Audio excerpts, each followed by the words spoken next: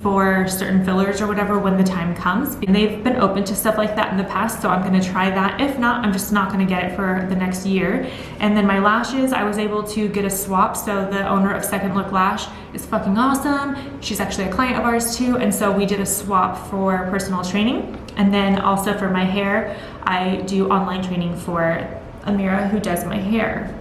So that's another way of just keeping expenses lower. So by not spending, we actually stopped putting things on credit cards about 6-7 months ago. So we haven't put anything on a credit card, which has helped us because we haven't been increasing our balance. So that's another thing we can do. We actually went through and we cut out all our subscriptions that we didn't really absolutely need. Like I mentioned before, the Disney Plus and Netflix and Hulu and all of those different subscriptions, Apple subscriptions, all of that, we went through and we basically unenrolled in all of them, like including Netflix, I was telling Corey, we just need to get his mom's login so that we can just share because I'm being that cheap right now. It's just not, again, it's not a priority to me. So we cut out all of those. So that's gonna save us a couple $100 a month right there. So outside of that, then once I got that taken care of, where I lowered the amount of expenses to the best of my ability, I started to create a budget. So I basically wrote down different categories that were important to us as a family so that we could set aside funds specifically for those categories. So I will actually share with you my categories. I started off by just writing a list down, and I will mention that I bought the budgeting workbook from The Budget Mom, and it was a 300 pager, and I just printed out like 1 month at a time. It actually looks like this. I'll show you if you can see it. So I keep this with me at all times. It's how I check my budget. And I have highlighters in here, and then it basically has like an expense tracker, and then there's like a calendar, and you can do like goals and worksheets and stuff, which is really my jam. So I did that. They actually have a membership and subscription reminder worksheet. So this is where I pulled this information and I put it on my big old calendar. So basically I just have tried to get as organized as possible, but she gave me the idea of setting aside money for things. So for instance, one thing that we did not cut, which is a luxury, is our personal trainer. So Corey and I both train with Bill at Chainsaw Fitness. We do kickboxing, and then Cruz does jujitsu and boxing 4 days a week. So that's an expense that we could have cut, but instead of cutting that expense, because it's really important to us, we set a budget for it instead. So we're planning for it. So, and we actually spend a good amount of money on our trainer a month. It's close to like $800 for us to have him, and then we pay like $200 for Cruz's stuff. So that's easily $1,000. So what I did was I wrote down a health and fitness category, and that's where I put our budget. And since I know that personal training is more of an investment, I made our budget higher. So I put our budget at $1,000 a month. And again, it sounds like a lot, because I mean, I know it is a lot, but like in the grand scheme of things, in comparison to what we were spending and then what expenses we have cut and sacrificed to have this, it makes sense to me. So there's that. And for us, like personal training and health and all of that stuff, all of those things are not really like luxuries to us. That's like a part of our life. That's how important it is. Like having a trainer and having our health and fitness where it should be is as important to us as having the lights on in our house or buying groceries. So that's how we prioritize it. So we just put money away each week into that so that we can afford to buy new sessions when we are up for them. So some of the other budgets that I have, or the other categories that I have, are health and fitness, kids entertainment. So this is when we want to take Cruz to go to like the Jumpy place, or if we want to take him to Boomers or Chuck E. Cheese, or he loves to go to Dave & Buster's. Those are all places we would take him all the time, and we just swiped our card. But now we have a budget for it. So if we spend all the money in the budget, then he has to do free things like going to the park or go to the library or the museum or whatever. That's free. And then we have a grocery budget, which used to be $1,600 is what I was spending, and I reduced it by half. So now our budget is $800, and that's very realistic because the last several weeks I've been able to keep my grocery bill between $150 and $200. $175 seems to be kind of like the one that works the best for us, but I just did $200 a week, and that's to include diapers, formula, all the stuff for the kids, and then groceries for Corey and I obviously. Then I have a gas budget of $300. So we have 3 cars, which is kind of silly. Okay, the 2 Lexuses we lease, and then we have a truck. In July, I believe, we're gonna be able to turn one of the cars back in, and we're gonna keep one. So we're gonna be able to reduce our payments there, but also because we don't have our nanny anymore, one car is just not driven at all, because what we did was we allowed her to have one of our Lexuses so that she could take the kids places, and we just let her take it home and whatnot, and we covered all the gas. So that was costing us more money, so we were able to save that. So now we have a lowered gas budget, and Corey fills up like once a week, and I very rarely even have to fill up anymore because I work from home for the most part. So that's awesome because we're able to save a bunch of money there. Gas is not cheap. We have a home repairs category, which I really like because there are so many things for the house that I would like to get. Like I want to get a carpet cleaner, I want to get new curtains, I would like to have more decor without feeling bad about making those types of purchases. So if I budget for it, then I don't feel bad because I had put that money aside for it, and if I need a new comforter or new sheets or whatever, I can just go use the money in that account. So that is great. There's also, if you own your home repairs should probably be a little bit higher because there are so many things maintenance-wise that could happen that you're going to be responsible for. We don't own our house, so those types of things are not really a concern to me.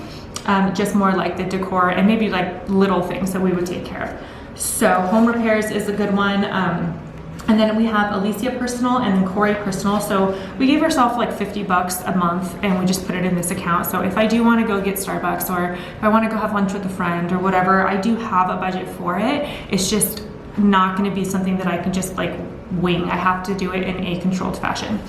And then we have our date nights so that Corey and I can go on dates. We have like, we like to go watch fights and stuff like that. So this would cover the registration for fights, would cover basically the entry fee to the fights, or we can go to dinner, whatever.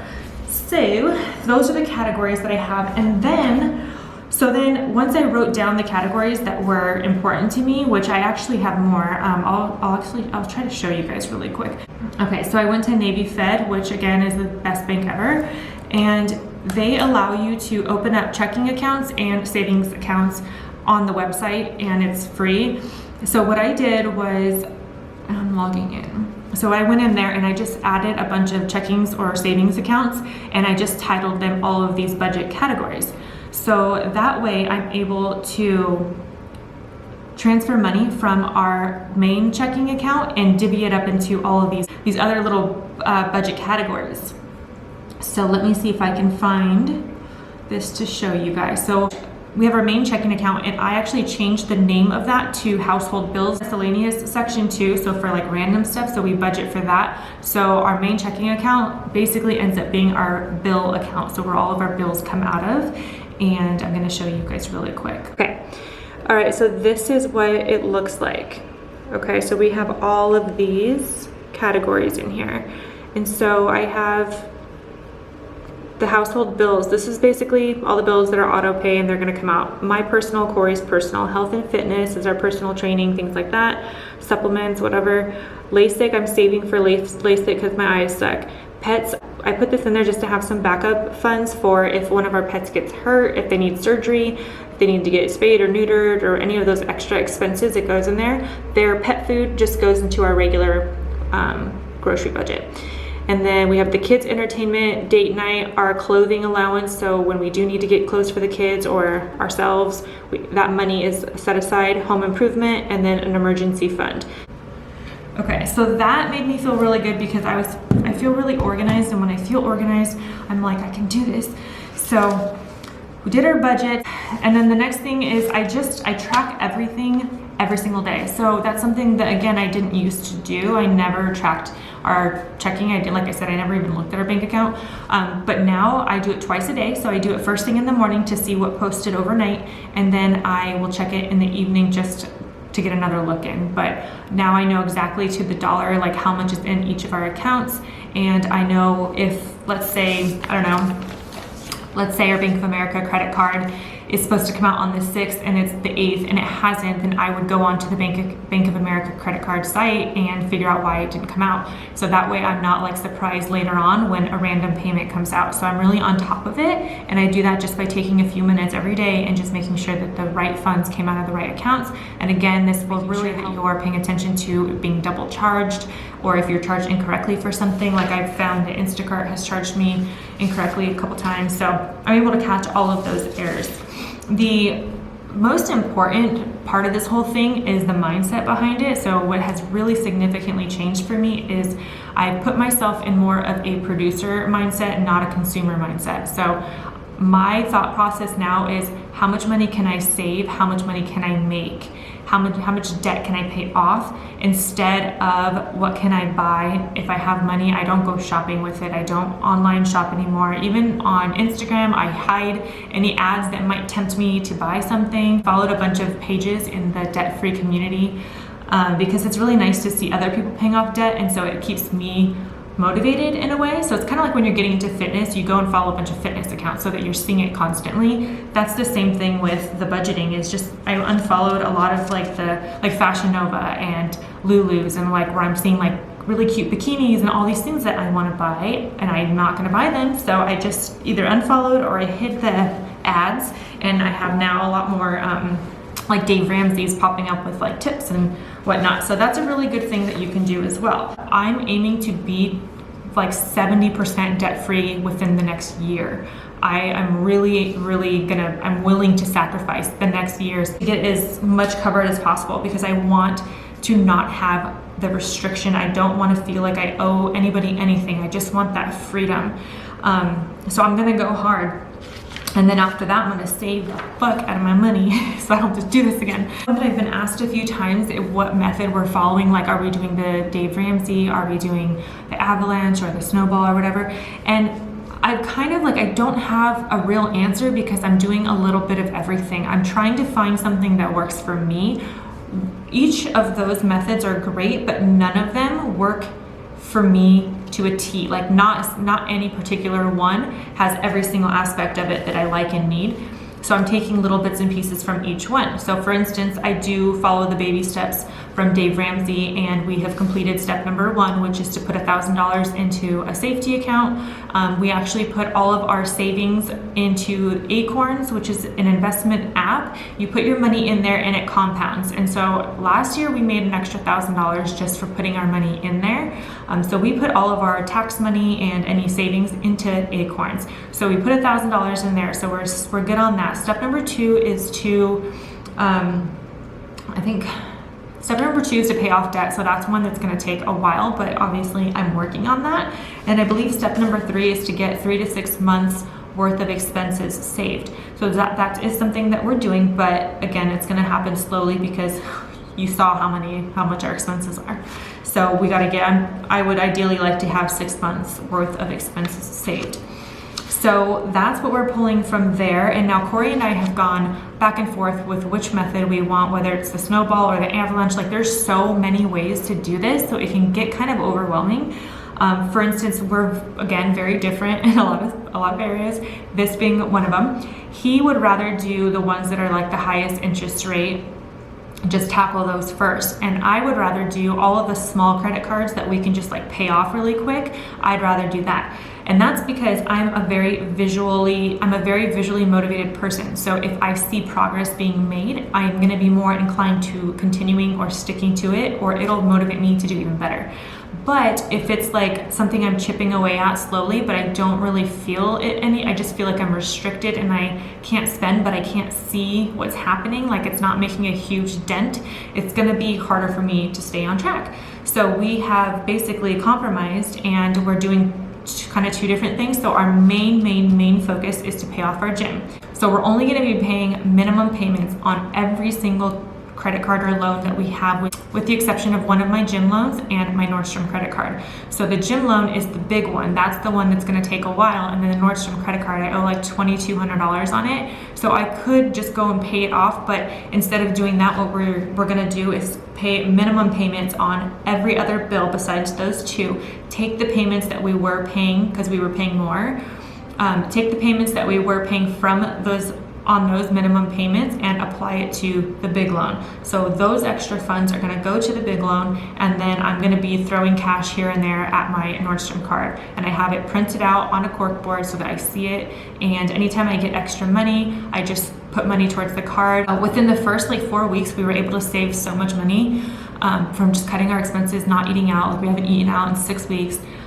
So we were able to save money, and by doing that, we were able to pay off one of our smaller loans. So we owed about $2,300 on a capital loan that we took out for one of our businesses, and we were able to just to pay it off completely. So I got to circle the date in red and celebrate it, and it was really exciting. And then I paid off another card that had like a really small balance of like $200 or $300.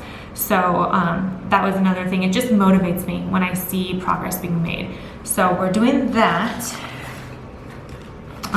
So blah, blah, blah. Let's see, my camera's gonna shut off in a second. Okay, hold on. So I'm gonna show you guys a little comparison because we've actually been able to make some good progress. So we've been able to make quite a bit of progress in just the last like 6 weeks because we started paying attention to all of this, and that money that we have saved just by paying attention has gone to pay off certain debts that we have, which is awesome. So like I said, we were able to pay off our capital loan that we had taken off and a small credit card. But I'm looking at here, there's December 2020. I printed it out, it's an Excel spreadsheet. And then this is January 2020. And I'm currently working on February, so I'm not gonna show that one. But basically our debt again was $104,294.31. That is how much money we owed for as of December of 2019. I think I said 2020 earlier, I meant 2019. So then when I compared, I re-entered all of the totals, all the payments that I went in, I updated all of these numbers.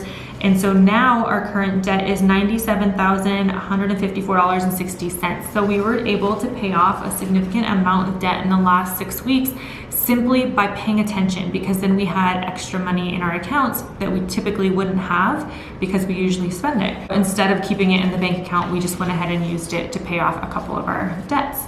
And this is actually probably a little bit lower now because I haven't done February's, and I'm working on that. And we have made some progress since I made this spreadsheet. So I created a debt folder that sits on my desktop from January to June, and all of my spreadsheets and all of the worksheets and everything that has anything to do with that particular month will put into that file.